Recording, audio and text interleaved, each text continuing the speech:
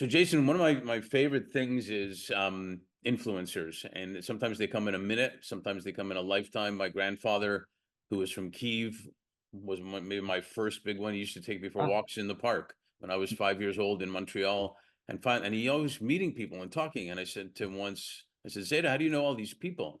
And he said, well, one day I smiled at this person and he came over and started to talk to me. And then we became friends. And then someone else saw us smiling at each other and came over also. And as a 5 year old, I'm saying, man, that's pretty easy. You just smile at people, and they're in, it's an influential thing. And then I learned even more and more about how it's just being authentic with people that can make a difference. But that was the start. Can you share with us? I know you have many, maybe a couple of people that have been influential in your life. yeah, absolutely. I have literally dozens of I'm them, sure. 2 or 3, or maybe 2 or 3 or so. 2 or 3 would be great.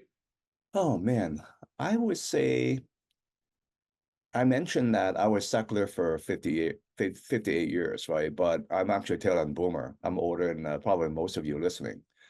And obviously, God and his son Jesus is hyper influential to me. Mhm. And number one, Tony Robbins, absolutely. I followed him for quite. He's also a Christian, and I followed him for 3 decades so far. In fact, for a seminar, he was 29, I was 26. Right, I had a great time. We did some crazy crap back in Hawaii, all sorts of crazy stuff that we did. A lot of it as well, I tell you. Um, and so many, even Stephen Covey, Sure. even back in the 80s, what Harvard Business School does not teach you, Mark McCormick, Jay Abraham, I think he's a marketing genius.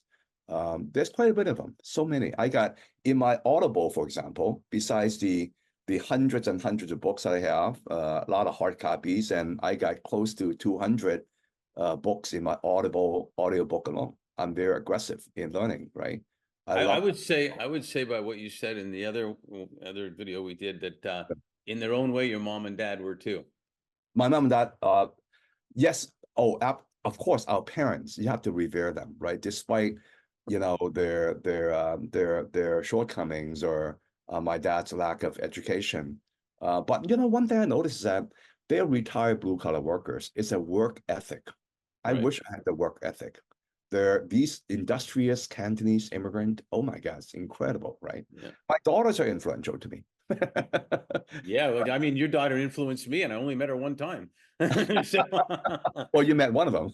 one of them, that's right. I met her, and so thanks for sharing that, because I think it's really important that we all realize that sometimes we don't even know how much of an influence we're being on other people, Yeah. and it's really our choice to be positive or negative because it will affect a lot of people.